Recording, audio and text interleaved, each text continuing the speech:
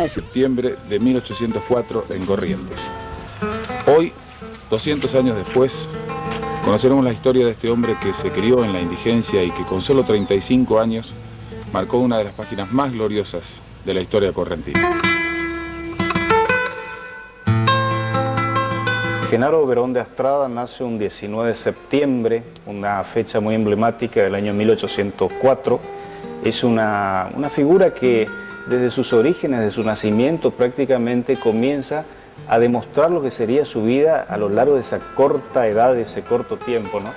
¿Por qué decimos una figura emblemática y por qué decimos que está tan ligada a ese conjunto de elementos raros? El 19 de septiembre es el día que la Iglesia Universal lo celebra, lo recuerda a San Genaro Mártir, que es un santo, un mártir de los tiempos heroicos del cristianismo.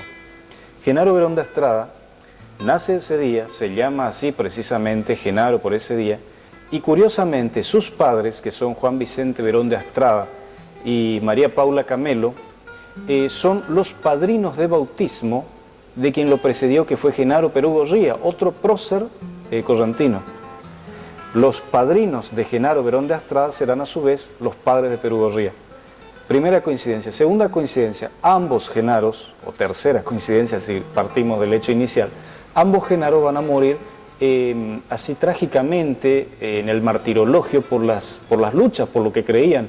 El caso de Genaro Berón de Astrada por las luchas, por las libertades, digamos, como se decía en aquel momento, por patria, libertad y constitución, y bueno, se transforma así ya desde un primer momento en un símbolo, y yo creo que es una de las figuras, uno de los próceres más queridos de la historiografía correntina, no solo de la historiografía en sí, sino del imaginario popular correntino.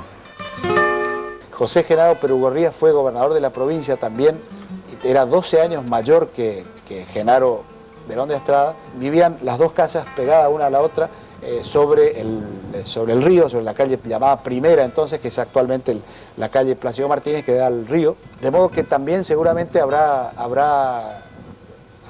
tratado, habrá sido amigo, me imagino, de Genaro Perú Gorría, y habrá absorbido de él seguramente esas ideas también libertarias al punto extremo, diríamos, de ofrecer la vida por ella.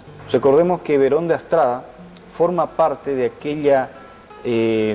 aquel panteón de próceres que se van formando en los tiempos en que la Argentina a su vez va construyendo sus propios próceres en un momento en que se está formando como nación, como Estado, y que Corrientes como provincia vieja necesita de ellos también.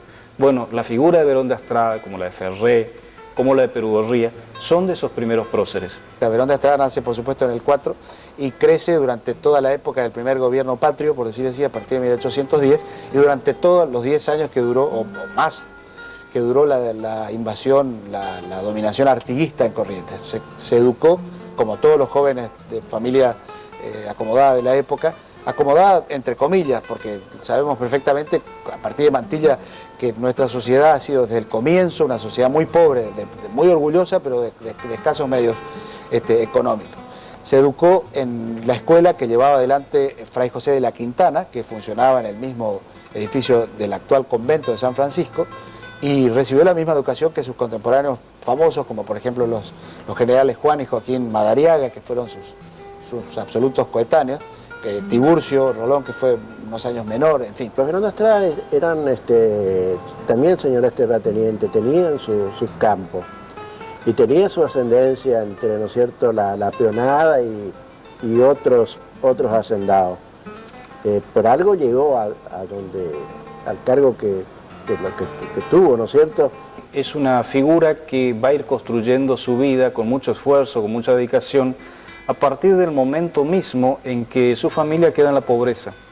Su padre, Juan Vicente, se muere tempranamente, él es el único hijo varón en una familia poblada de mujeres, su madre, Paula, sus hermanas, Margarita, Bernarda, Barbarita era la menor, son realmente las que lo están viviendo con él, que se convierte en la cabeza de la familia a partir de ese momento. Entonces tiene que comenzar a trabajar muy pronto, muy temprano, se va educando en esa sociedad pacata, señoril, de aquellos tiempos, del Corrientes de aquellos tiempos.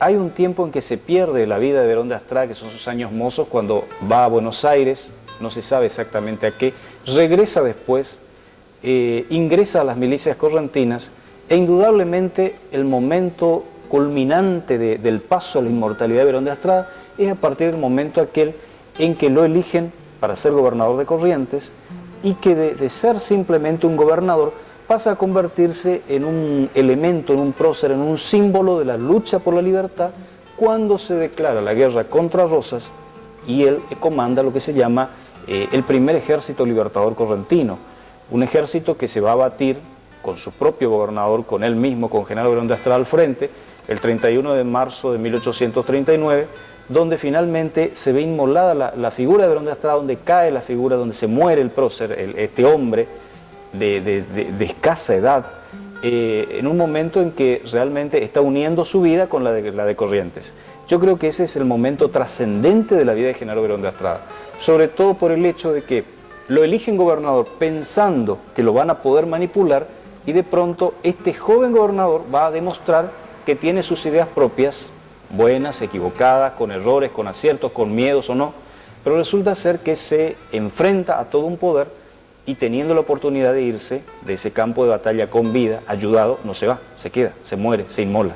Los historiadores, Mantilla en especial, a partir de Mantilla todos los que lo siguieron, todos los clásicos como Manuel Vicente Figuerero, Federico Palma, los contemporáneos como el profesor Castelo o el profesor González Ascuaga, y entre todos ellos el que descuella, el que brilla por sobre todo, que fue esa especie de genio hiperactivo que fue Hernán Félix Gómez, destacan que fue un hombre en lo privado muy cariñoso con sus hermanas, que fue un hombre honrado, que tenía todas las condiciones que en aquella época se requerían, y supongo que en esta también se requerían para alcanzar la más alta magistratura de la provincia. Pertenecía a las familias tradicionales, antiguas, que habían gobernado las ciudades de la fundación, y que llega a la gobernación con el grado de coronel mayor. No se conoce nada de su vida amorosa o amatoria, pero yo tuve algunas noticias acerca de una supuesta novia de Berón de Astrada, que nombrada en unas cartas de un maestro, un profesor llamado Julio Armengol Alegre, que se llamó Rosario Mantilla. Mi abuela,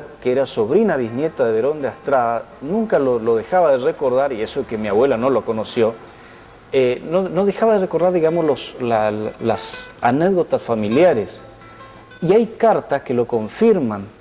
El doctor Manuel Florencio Mantilla, el primer historiador de Corrientes, guardaba una serie de cartas que después se publicaron en una revista que se llamaba Páginas Históricas hace un tiempo, dirigidas por Alberto Rivera, y merced al doctor Diego Mantilla, que conserva esas cartas, donde Genaro Berón de Astrada le escribe a sus hermanitas queridas, por ejemplo. Era muy propio de esa época. Son demasiado cariñosas esas cartas, y son reveladoras de una personalidad evidentemente simpática y atrayente para el momento. Pero si vamos a los hechos de las cartas que escribía, de las costumbres que tenía, de que no era ningún santo y que asistía a las fiestas, a las tertulias, a las reuniones sociales de la época, que son propias de las costumbres de entonces, nos están hablando un poco de esa personalidad querible. Cuando él se va a ir a la batalla, va a ir a la guerra, sus hermanas, recordemos otra vez lo que decíamos al principio, que está rodeada de mujeres en su casa. Sus hermanas, su madre ya habían muerto, sus primas, Trinidad y Dolores Niella, por ejemplo, se desesperan. Y ahí está el cuento, la leyenda, de que le quieren cortar los rizos, el cabello enrulado de su cabellera. Indudablemente era una figura querida. Hay otro hecho sobresaliente, que es que una de sus primas estaba embarazada, casada con Simón Niella, que era primo de él, tanto de Genaro Berón de Astrada como de Pedro Ferré. Está embarazada, y el niño que iba a nacer iba a ser ahijado de Genaro Berón de Astrada. El niño nace después de la muerte del gobernador. Entonces, ¿qué pasa? Le ponen el nombre de su tío y padrino, que no fue. Se llamó Genaro Niella. Entonces hay toda una relación que está como ratificando de cómo era este personaje. Su amor por Rosario Mantilla, que después de la muerte de Genaro Berón de Astrada se pierde, uno no sabe muy bien qué pasó con Rosario Mantilla, lo están pintando a este prócer, que, como digo, a 200 años de su nacimiento, un poco menos de su muerte, sigue sin embargo vigente. Y, oh casualidad, es el único prócer en Corrientes que no tiene una estatua.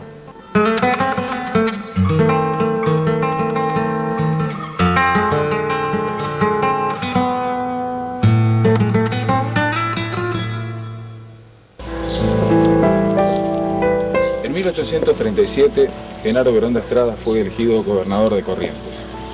2 años más tarde, el 28 de febrero, declara la guerra al brigadier general Juan Manuel de Rosas, por entonces gobernador de Buenos Aires.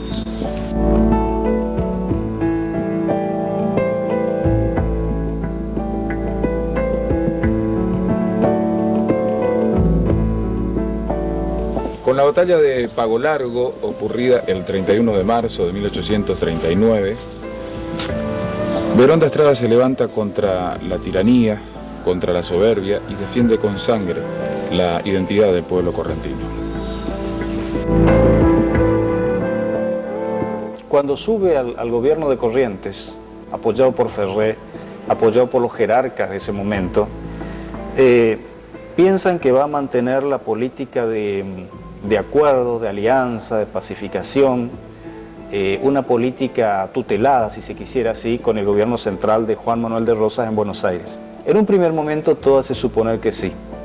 En 1837 la muerte prematura de Rafael de Atienza hace que se elija al sucesor y sale electo Genaro Berón de Estrada, joven. Al poco tiempo, en 1838, dentro de la política de conciliación que lleva adelante Genaro Berón de Estrada, que en realidad no se separa, no cambia mucho de la anterior política y de su adhesión al progreso y a la honestidad que lo caracterizan, se pronuncia a favor de lo que se venía diciendo en ese momento en Santa Fe, capitaneado o gobernada en ese momento por Estanislao López, que había que exigir a Buenos Aires la apertura de los puertos, que había que exigir los derechos que el interior tenía y que sabía que tenía. Y Berón de Estrada coincide en esta política, algo que nadie se atrevía a planteárselo a Rosas. Este primer compromiso con Santa Fe, con Estanislao López, va a ser el principio del fin del gobernador. Recordemos que después de esto muere abrupta, imprevistamente, Estanislao López, gran caudillo de Santa Fe, queda Domingo Cullen, Cullen continúa, Berón de Estrada se cartea permanentemente con Cullen, hasta que un golpe de Estado que en Santa Fe, que está programado, dirigido desde Buenos Aires, hacen que caiga el gobierno de Cullen y que las cartas de Berón de Estrada vayan a parar a Rosas.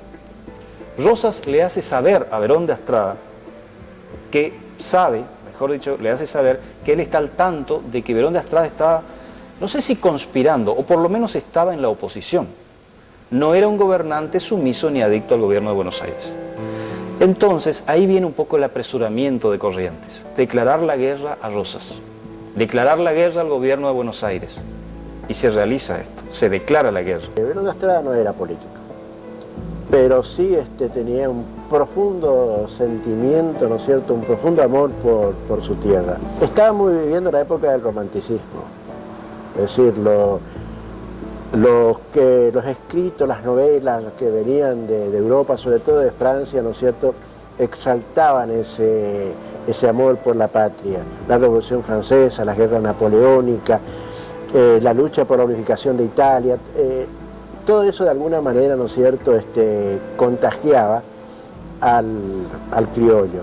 Hubieron muchas guerras, ¿no es cierto?, que sabiendo de que se podía perder, decían, acá vine a triunfar o a morir, y terminaban con esos actos de arrojo.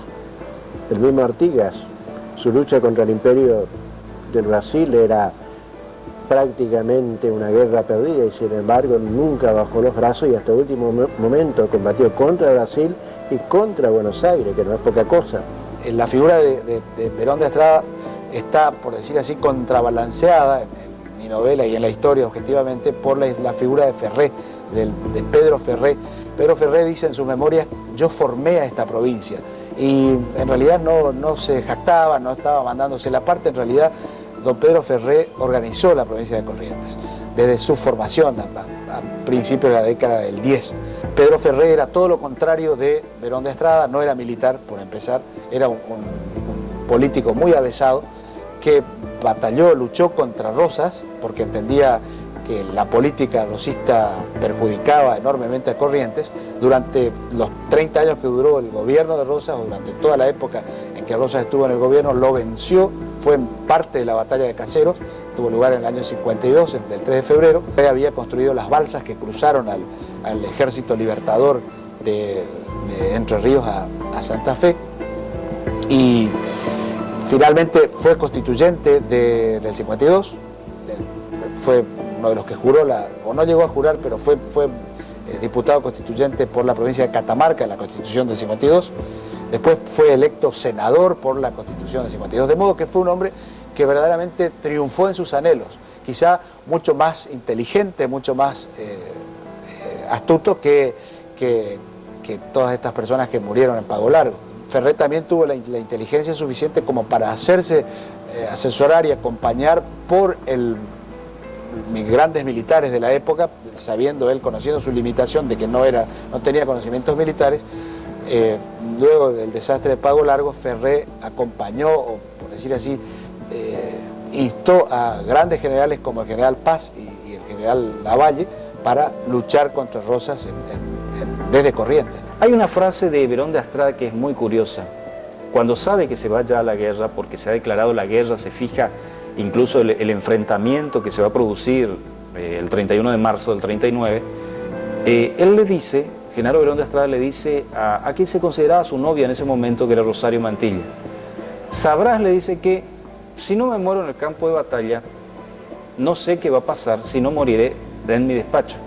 Es decir, él sabía que aún dentro de la sociedad correntina, de sus colaboradores, él tenía opositores mismos, es decir, no todos estaban con lo que él pensaba. En el campo de batalla finalmente se muere en ese enfrentamiento cruel. Y la historia toma la figura del general doctor Pascual Echagüe, que era el gobernador de Entre Ríos, que es el que comanda el ejército que se enfrenta con el primer ejército correntino, libertador correntino.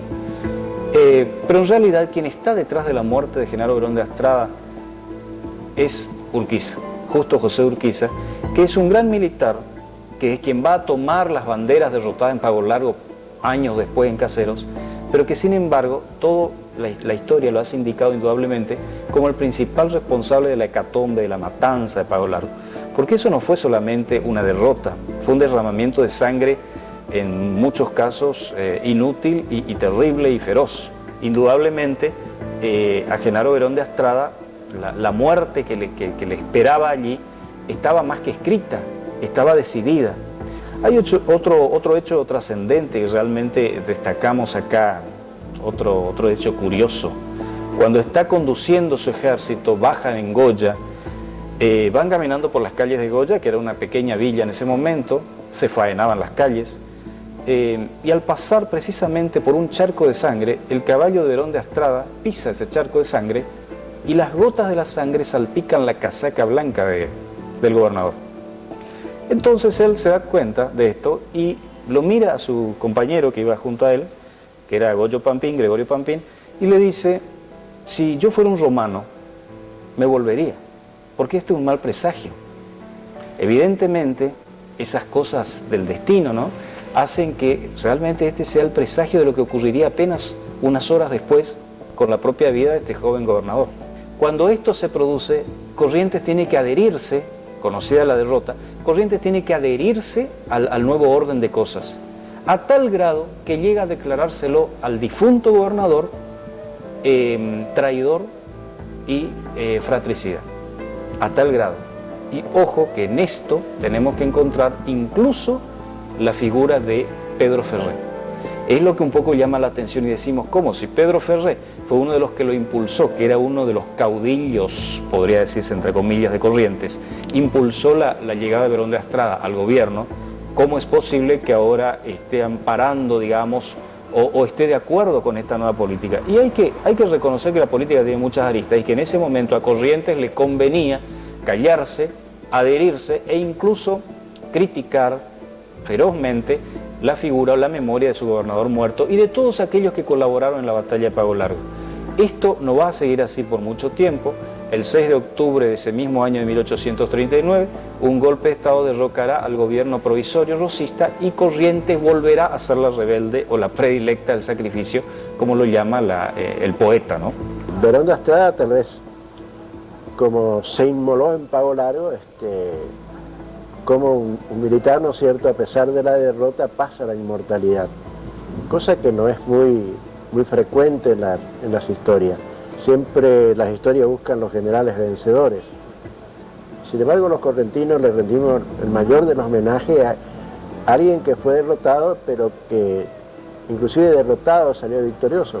Algún historiador alguna vez dijo, las banderas derrotadas en Pago Largo son las que pasearon triunfando en Buenos Aires después de Caseros.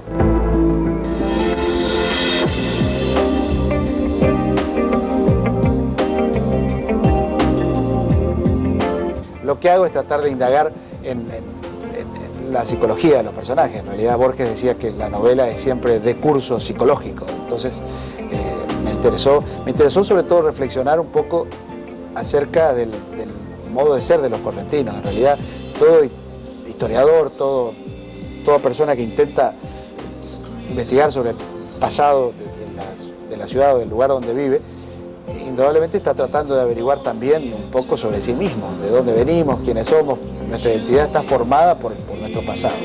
Y Verón de Estrada fue un intento de mi parte de reflexionar, de pensar un poco de dónde venimos, cómo fue Corrientes, tratar de reconstruir la sociedad de aquella época, y la enmarqué, como correspondía, en la época del llamado romanticismo tardío. Verón de Estrada se me ocurrió muy similar o muy parecido a un héroe romántico por excelencia.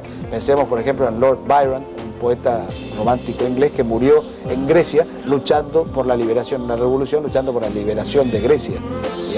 Verón de Estrada encarna este ideal, este personaje que está dispuesto a dar la vida por defender sus ideales, por defender la libertad, por defender los valores que él entendía merecían morir, que uno muriera por ellos.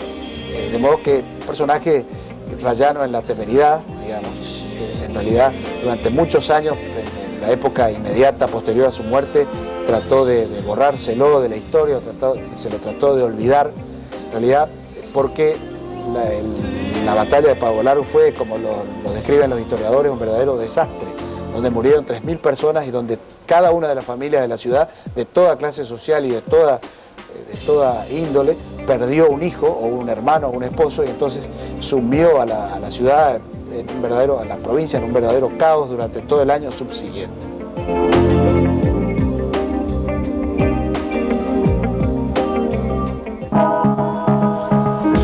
Para conocer la realidad de la vida de Verón de Estrada es importante conocer el contexto social en el que creció, se desarrolló y murió el prócer correntino. Las realidades políticas imperantes en ese momento en Corrientes y en el país son también marcas muy importantes para comprender esta historia.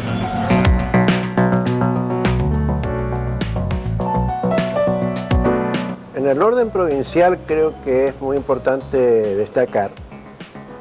Corrientes está viviendo, yo te diría, uno de sus mejores momentos en el siglo XIX, porque estamos ya en el periodo de lo que se da a llamar la provincia orgánica. A partir de 1821, Corrientes se organiza como provincia constitucional, dicta sus primeras constituciones, tiene sus primeros gobernadores constitucionales, que van respetando sus periodos, sus plazos, en la alternancia y en el tiempo de su mandato, a tal punto de que Verón de Estrada va a ser uno de los gobernadores constitucionales de nuestra provincia, teniendo en cuenta los gobernadores anteriores, que creo que es el sexto, y teniendo en cuenta de que gobernantes como Atienza y Ferrer repitieron su mandato, es el séptimo, el octavo gobernador constitucional. En el aspecto social, terminadas las luchas artiguistas después de Pancho Ramírez con la República Entrerriana, Corrientes entra en un periodo de paz. Yo te diría que, salvo algunas incursiones de los indios Guaycurú del Chaco, Corrientes no se tuvo que armar en ese periodo, lo que permitió, ¿no es cierto?, que su población creciera. Y creciera a un ritmo bastante acelerado, con un índice de natalidad superior a la media nacional inclusive. Se desarrolla sobre todo su interior, su campaña. Corrientes va ocupando espacio a raíz de su actividad ganadera, y prácticamente es la época en que ocupa todo el territorio que hoy poseemos. Corrientes, por ejemplo, en esa época tenía el 90% de su población era de condición rural. no más del 10% vivía en la ciudad de Corrientes, en lo que hoy es la capital. En el 19 ha crecido tanto la actividad ganadera en Corrientes que comienzan a aparecer los saladeros, lo que hace, ¿no es cierto?, de que esa aristocracia de hacendado se comiencen, diríamos, a distanciar económicamente del resto de la sociedad. Esta es la conformación social, pero en lo político, el hecho de que Corrientes se organice ya, ¿no es cierto?, institucionalmente, va a provocar, por ejemplo, que en el año 22 ya Corrientes se siente en igualdad de condiciones con otras provincias en el Tratado del Cuadrilátero. Posteriormente, en el 26, va a participar en el Congreso Nacional que convoca Rivadavia, que quiere reorganizar las Provincias Unidas del Río de la Plata que habían caído en el 20 después de la primera batalla de Cepeda. En el 28 va a asistir a la Convención Nacional de Santa Fe, para donde se van a discutir los tratados de paz con el Brasil, con el cual habíamos estado en guerra. Y en el 30 y 31 actuamos en el Pacto del Litoral, más conocido, ¿no es cierto?, como el primer pacto federal del año 31. Este pacto federal va a marcar un quiebre en las relaciones de Corrientes con otras provincias, especialmente con Buenos Aires. Los correntinos no estaban muy de acuerdo con, diríamos, la resolución final que tuvo el pacto. Corrientes había comenzado a tener una política económica de tipo proteccionista. Buscaba la defensa de las producciones provinciales del interior, en contra del puerto de Buenos Aires, que tenía una política más librecambista, es decir, esa burguesía mercantil de Buenos Aires, ¿no es cierto?, asociada a esa aristocracia de hacendados de la provincia de Buenos Aires, vivían, diríamos, principalmente a costa de su aduana, y eso perjudicaba al interior. Y eso va a producir, ¿no es cierto?, una serie de enfrentamientos entre Corrientes y Buenos Aires en lo político y en lo económico. En lo político, porque Corrientes pedía, a través de sus mandatarios, especialmente de Pedro Ferrer, ya la organización de la República y la elección de un Congreso de diputados de todas las provincias para que de alguna manera dirija los destinos del Río de la Plata. Y en lo económico, la distribución de las rentas aduaneras, que serían, diríamos, algo así como el inicio de la discusión por la coparticipación federal. Y comienza un periodo que llamaríamos de enfrentamiento entre el interior y sobre todo en Corrientes con Buenos Aires, pero es un enfrentamiento ideológico que se va a dar a través de periódicos, de publicaciones, de cartas, donde cada uno va a defender su posición. Buenos Aires, por supuesto, defendiendo la suya, su libre cambio, y Corrientes defendiendo su proteccionismo.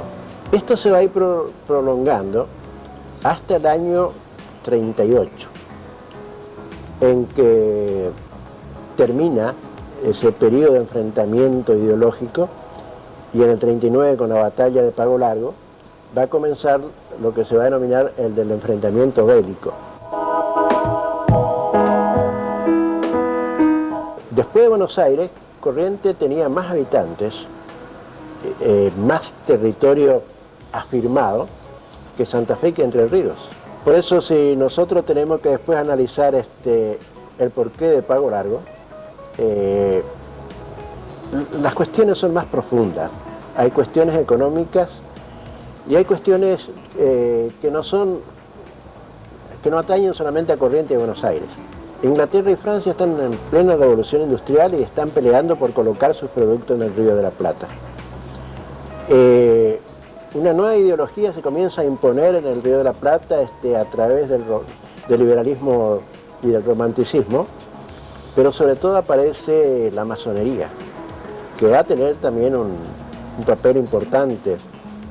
Tal vez todavía la historia no haya de alguna manera descubierto todo lo que la masonería intervino, ¿no es cierto?, en estos enfrentamientos. Pero ni Francia, ni Inglaterra, ni Brasil, ni la masonería, ni la revolución industrial estuvo ajena, ¿no es cierto?, a ese enfrentamiento entre correntinos, entrerrianos y porteños durante todo ese periodo de las luchas civiles.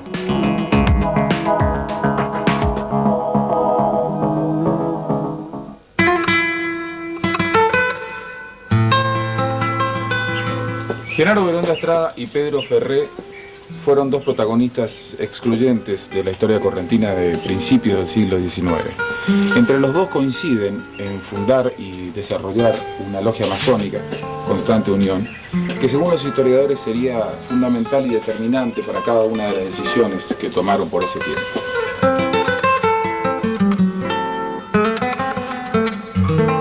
Berón de Astrada, según las documentaciones que obran en los escritos del historiador masónico Alcibíades Lapas, que tiene dos obras muy interesantes. Una se llama La masonería argentina a través de sus hombres, que es una suerte de diccionario donde figura Berón de Astrada, y después sobre la historia de la logia Constante Unión número 23 de esta ciudad de Corrientes, que existe hasta ahora, y ahí menciona Alcibíades Lapas lo que podemos llamar la fundamentación de la pertenencia de Genaro Berón de Astrada a esta logia. Según Lapas, Berón de Astrada, Pedro Ferré, Manuel de Olazábal e incluso un coronel Núñez son algunas de las figuras que habrían fundado el 12 de octubre de 1834 esta logia masónica Constante Unión número 23 hoy en día de la ciudad de Corrientes, que hasta ahora persiste. Justamente el 12 de octubre pasado cumplió 170 años. A esa logia perteneció Berón de Astrada, y con el grado de lo que sería el presidente de la logia, que se llama el Venerable.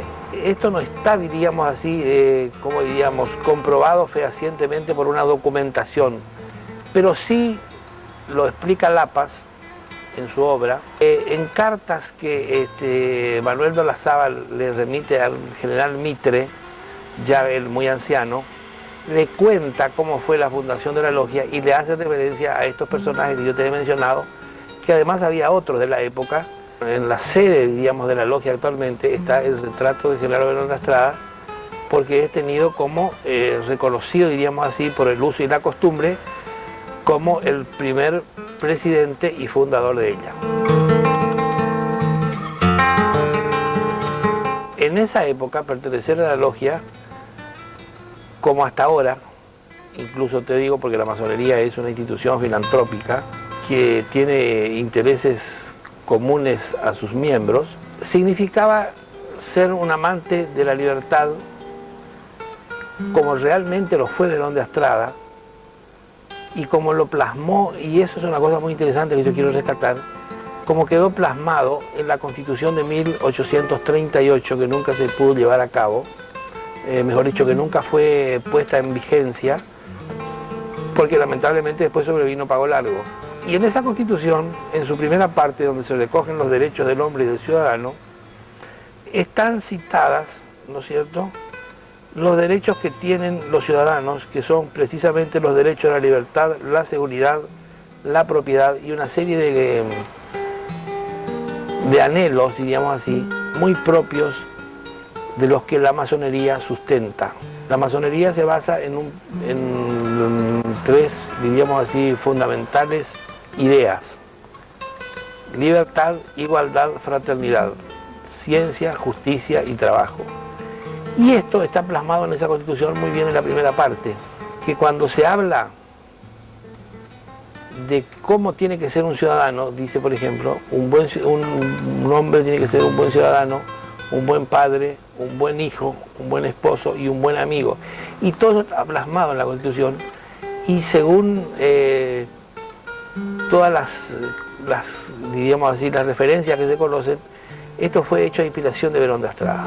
No hay datos fehacientes, no se conoce mucho de la vida masónica, diríamos así, de Genaro Berón de Astrada, porque la documentación perteneciente a la logia de esa época se perdió en el transcurso del tiempo.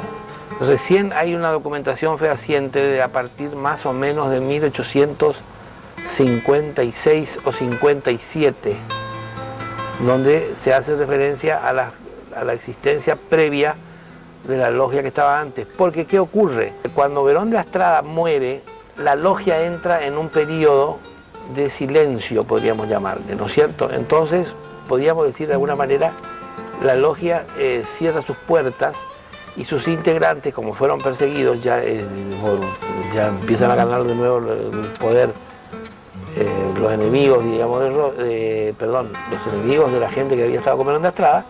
Entonces, diríamos como que se disuelve la logia, ¿no es cierto? Para volver a reaparecer, como te digo, más o menos 10 años después o 20 años después.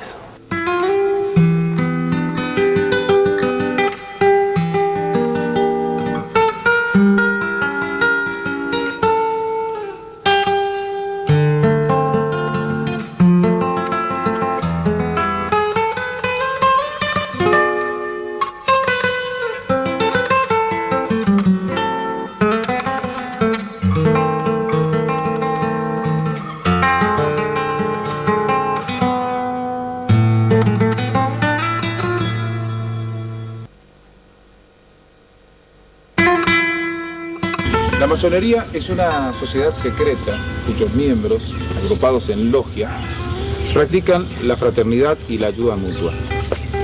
Su origen se remonta a la Edad Media, a las corporaciones gremiales de entonces, cuyos integrantes mantenían en secreto sus respectivas profesiones. Berón de Astrada fundó una logia, la Logia Constante Unión, que según Federico Reiniero, aún continúa vigente en la actualidad.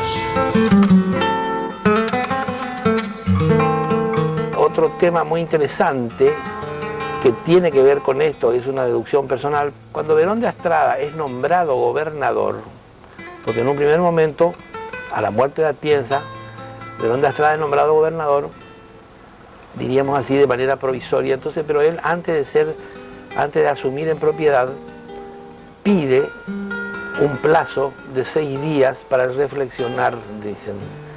Supone Hernán Gómez que esos 6 días fueron para consultar a las personas más destacadas de Corrientes de aquel momento, porque Atienza era favorable a la política de Rosas.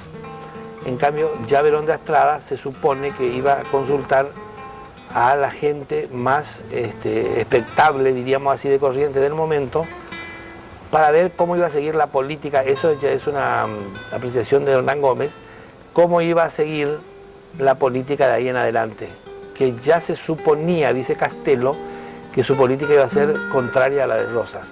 Estos 6 días que pidió Berón de Astrada no solamente que habrá recurrido a preguntar a los ciudadanos expectables, sino también a aquellos que fueron sus hermanos masones, para ver cómo iba a hacer para seguir adelante.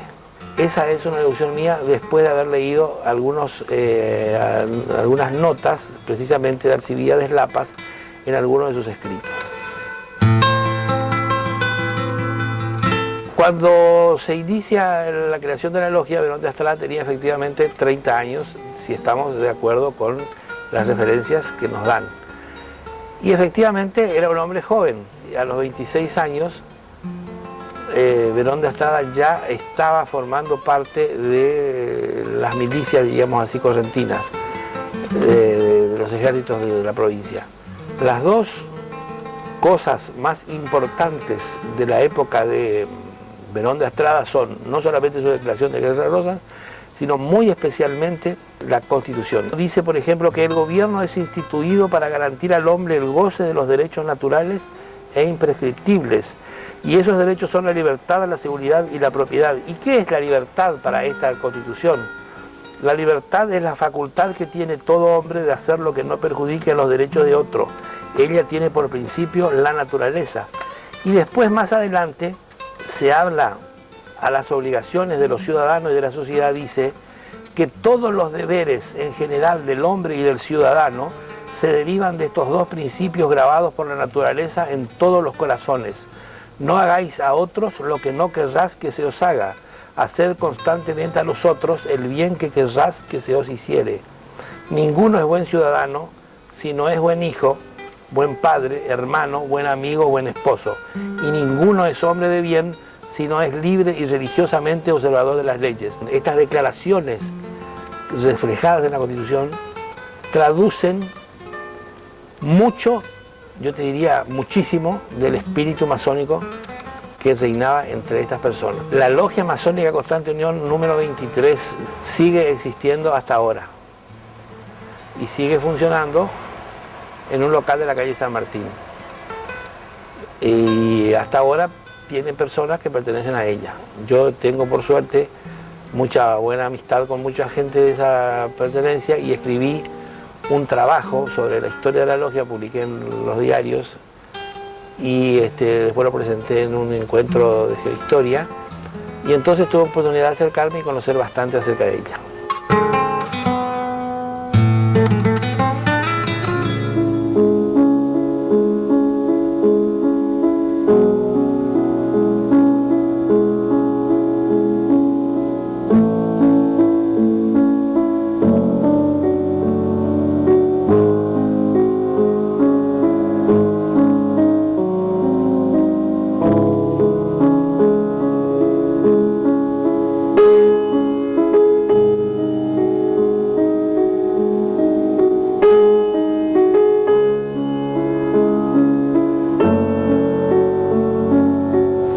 Genaro Verón de Astrada muere el 31 de marzo de 1839 ante las fuerzas entrerrianas, aliadas de Juan Manuel de Rosas, al mando de Justo José de Urquiza, Pascual Echagüe y el oriental Servando Gómez. Esto fue conocido como la Batalla de Pago Largo. Indudablemente en la época de Genaro Verón de Astrada, como la de Perugorría, la de Ferré, los Madariaga, antes incluso, el honor se ganaba en las acciones, y perder la vida por el honor y por las ideas era algo indudablemente que no se discutía. Por eso aquello, por ejemplo, de cuando a él le dicen que huya, o algunos que han criticado la posición de no volverse atrás o pactar con el enemigo, no entienden cómo Verón de Astrada y todo su ejército se va a inmolar en esta batalla contra un ejército que tiene 4.000 hombres más. Y bueno, es el honor, es la palabra emprendida, es la palabra asumida, es el honor de gloria que sienten los hombres de esta época. Hay que entenderlo desde esta perspectiva. Hay que entender también el hecho de la matanza feroz, de las degollaciones, de los fusilamientos. Por ejemplo, a Verón de Astrada le sacan una lonja de la espalda, le sacan la piel de la espalda, estando él todavía con vida. O sea que eso es un suplicio terrible, le cortan una oreja. Tiburcio Rolón, que es un coronel muy querido en aquel momento, que es un niño de la sociedad principal, que tenía sus vinculaciones, que en algún momento él se había manifestado opositor a lo que iba a hacer Verón de Astrada, pero que de pronto da vuelta y se adhiere a lo que dice el gobernador para apoyarlo, para apoyar el proyecto de Corrientes frente a Buenos Aires, al puerto de Buenos Aires. Él se va a enfrentar en esta batalla y también va a perder la vida, y va a perder la vida en manos de su íntimo amigo Urquiza. Urquiza lo ve, lo reencuentra, lo reconoce. Tiburcio tenía 29 años, Urquiza un poco años más, ¿no? Lo reconoce, lo ve y sin embargo da la orden de que se lo fusile. Y Rolón no dice nada, no pide clemencia. Es decir, estaba mal visto aquello de hacer pactos para salvar la vida. Digamos, el patrón por el cual se guiaba el honor en esa época y que venía desde los tiempos de la colonia y mucho más atrás también, indudablemente era esta situación. Mantener las ideas hasta lo que cueste, hasta el fin. Y si fuera, en el mismo caso, con la propia vida, ¿no? Verón de Astrada de alguna manera representó, ¿no es cierto?, a la generación de su época. Un historiador colega mío dijo de que Corrientes siempre se caracterizó por dar excelentes soldados, grandes guerreros, pero no tenía militares exitosos, prestigiosos. Pero sí, yo creo que de alguna manera en la persona de Verón de Astrada vemos, ¿no es cierto?, ese espíritu del guerrero correntino, y ese espíritu de sacrificio, ese espíritu de dar todo por la provincia, como también lo compararon, creo que muy acertadamente, con Genaro Perugorría, que fue el otro gran inmolado de la provincia de Corrientes. Si tuviéramos que hacer un análisis de la vida histórica de Genaro Verón de Astrada, vamos a partir de las carencias que tuvo. No fue un gran militar, no duró mucho tiempo en el gobierno, no estuvo mucho tiempo en el gobierno. Su obra es discutible desde el punto de vista estratégico, político, porque se puede criticar el hecho de haber roto relaciones con Buenos Aires. Pero ¿qué es lo que juega a favor de Verón de Astrada? El hecho de que el poco tiempo que estuvo en su gobierno, y por eso tal vez se lo recuerda, más allá de su muerte, ejerció todo un ordenamiento del Estado, que venía siendo ordenado desde 1821, pero que debía ser continuado, digamos.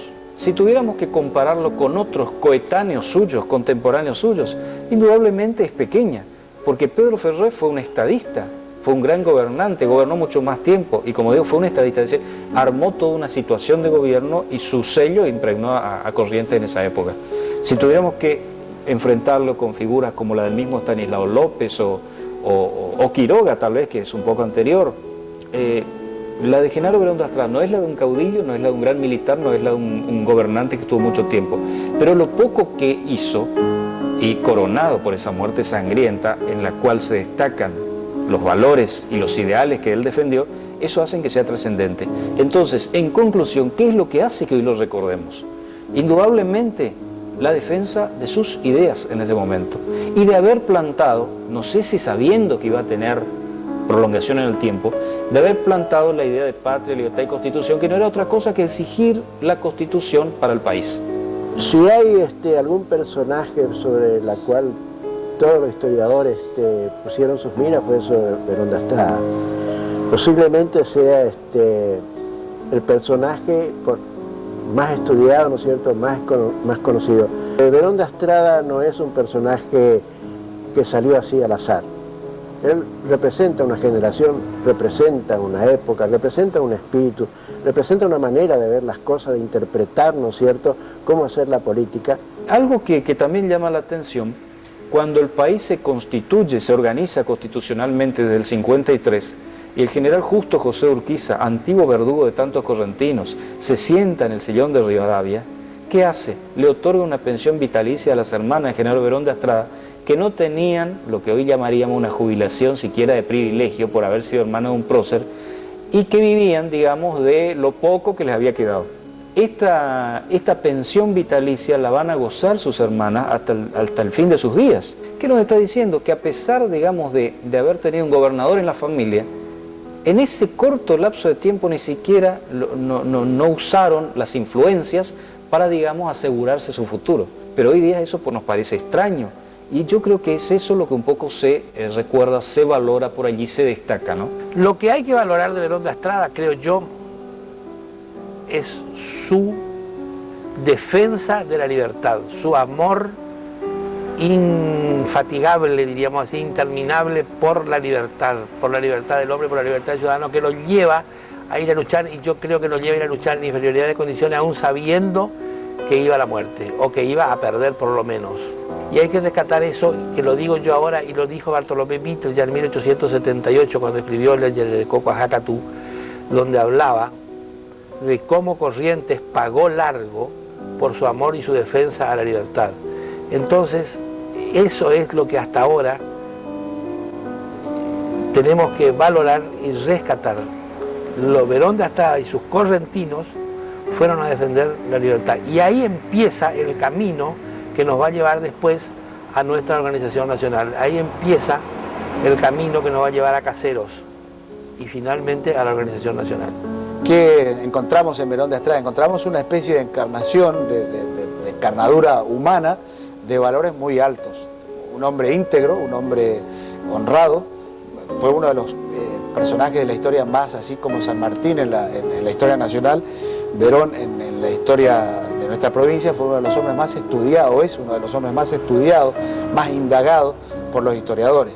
Y hasta ahora no se ha podido encontrar ningún resquicio de lo que podríamos llamar algún vicio, alguna corrupción o alguna falta cometida por él, tanto en su vida pública como en su vida privada. De modo que encarnó al hombre público ideal tanto de aquella época como de nuestra época. Indudablemente también podemos criticarle esa impulsividad, esa temeridad, por decir así, en llevar adelante una guerra que era a todas luces desaconsejable, e inclusive en el momento de la batalla en que le ofrecen huir, ya estaban a punto de ser derrotados, Berón les contesta a sus lugartenientes: vayan ustedes, yo he venido a vencer o morir. De modo que hay una especie también de compromiso, por decir así, rayano en el fanatismo que no podemos dejar de destacar. Pero indudablemente, como todo hombre grande de la historia, puede servirnos siempre como ejemplo. Es recordado de la manera de vida. A mí me da que pensar a veces, porque el 31 de marzo de cada año indudablemente se lo recuerda por el hecho de la batalla y se recuerdan al soldado desconocido, a los que se murieron en esa batalla. Se hacen homenajes ante su mausoleo en la catedral, pero si nosotros comenzamos a ver el estado de deterioro del mausoleo, que hace décadas que se viene gestionando su restauración, y un poco el abandono, el olvido que a veces se tiene en la cotidianidad, en los días del año, sobre la figura de Genaro Berón de Astrada, en el monumento nunca construido.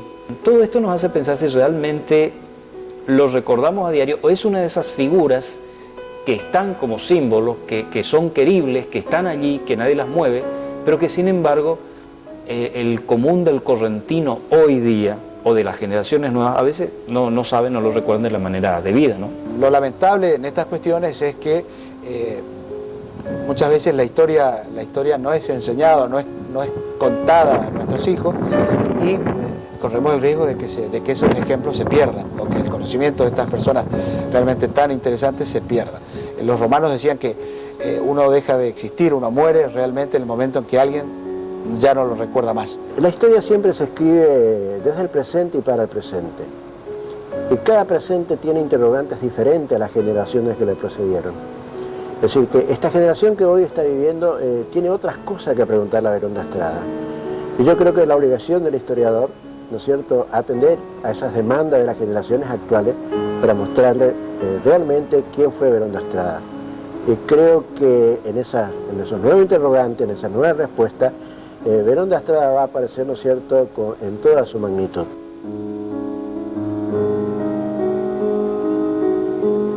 En la batalla de Pago Largo murieron muchos miles de soldados correntinos. Con la batalla de Pago Largo empieza a crecer y a gigantarse la historia de Genaro Berón de Astrada, un hombre que defendió el ideal y el honor de los correntinos hasta la muerte.